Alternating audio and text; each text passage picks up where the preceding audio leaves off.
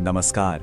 चलिए आज एक ऐसे सफर पर निकलते हैं जो हमें हजारों साल पीछे ले जाएगा।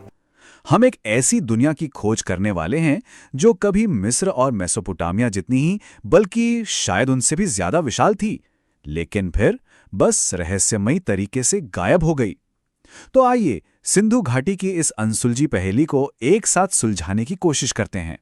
जरा सोचिए, एक पूरी की पूरी दुनिया जिसके शहर आज के मॉडर्न शहरों को टक्कर दे सकते थे, वो बिना कोई सुराग छोड़े, बिना कोई वजह बताए ओझल हो गई। यही वो गहरा रहस्य है जिसकी तह तक हम आज पहुंचने की कोशिश करेंगे। देखिए, हम किसी छोटे मोटे गांव या कस्बे की बात नहीं कर रहे हैं। हम बात कर रहे हैं 1500 से भी ज्यादा शहरों और बस्तियों की। ये सभ्यता आज के भारत, पाकिस्तान और अफगानिस्तान के एक बहुत बड़े हिस्से में फैली हुई थी, अपने समय की एक असली सुपर पावर। तो इस पहेली को सुलझाने के लिए हमारा पहला सुराग उनके शहरों में ही छिपा है। और ये शहर सिर्फ ईंटों और गारे के ढेर नहीं थे, ये उस जमाने की इंजीनियरिंग के बेमिसाल शानदार नमूने थे। ये सुनने में अविश्वसनीय लगता है ना? लेकिन सच ये है कि लगभग 5000 साल पहले सिंधु घाटी के लोग एक ऐसा शहरी जीवन जी रहे थे जिसका ब्लूप्रिंट आज भी हैरान कर देता है। उनकी प्लानिंग आज के शहरी योजनाकारों को भी सोचने पर मजबूर कर दे। जरा उनकी व्यवस्था पर गौर कीजिए। सड़कें एकदम सीधी, एक परफेक्ट ग्रिड पैटर्न में, हर घर की अपनी ढकी हुई नाली।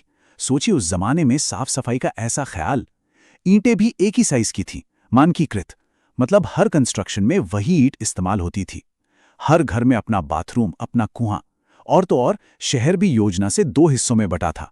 ऊपर एक किला जैसा गढ़ और नीचे आम लोगों के लिए शहर। ये सब कुछ बेहद सोचा समझा था।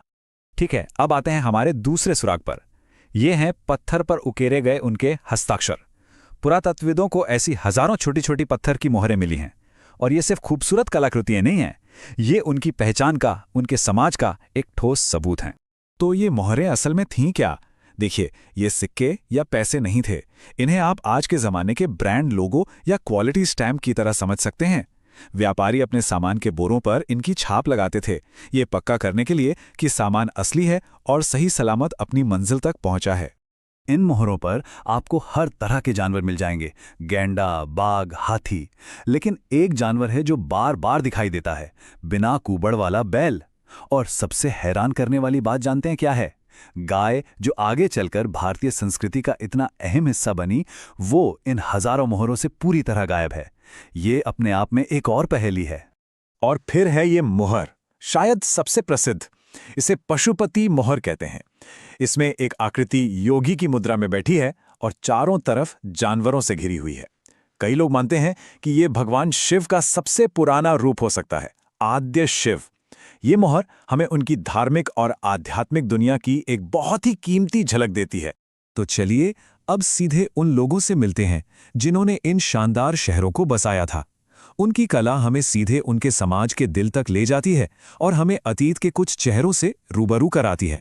ये 2 चेहरे हमें सिंधु घाटी की कहानी के 2 अलग अलग पहलू दिखाते हैं।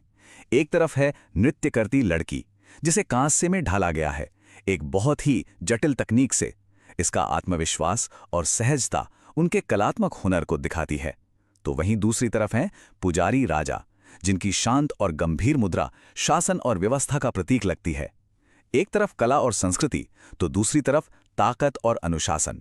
तो हमारे पास उनके शानदार शहर हैं, उनकी अनोखी मोहरें हैं और उनकी एक खूबसूरत कला भी। इन सभी सुरागों को देखकर तो लगता है कि मामला लगभग सुलझ ही गया है। लेकिन असल में सबसे बड़ी पहेली तो अभी भी बाकी है। और वो पहेली है उनकी लिखावट, उनकी भाषा। हम आज तक उनकी लिपि को पढ़ नहीं पाए हैं।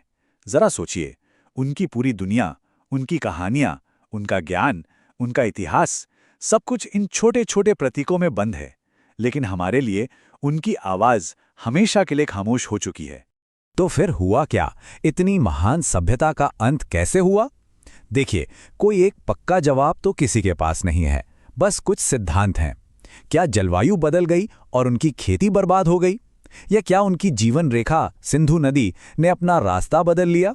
या फिर क्या किसी बाहरी ताकत ने उन पर हमला कर उन्हें खत्म कर दिया?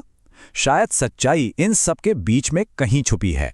सिंधु घाटी की कहानी हमें एक बहुत ज़रूरी बात याद दिलाती है कि इतिहास को कभी भी पूरी तरह से नहीं जाना जा सकता। उनकी वो खामोश लिपि आज भी एक सवाल की तरह हमारे सामने खड़ी है, जो हमसे पूछती है, अतीत में और कितनी ऐसी आवाज़ें हैं जिन्हें हम शायद कभी नहीं सुन पाएंगे।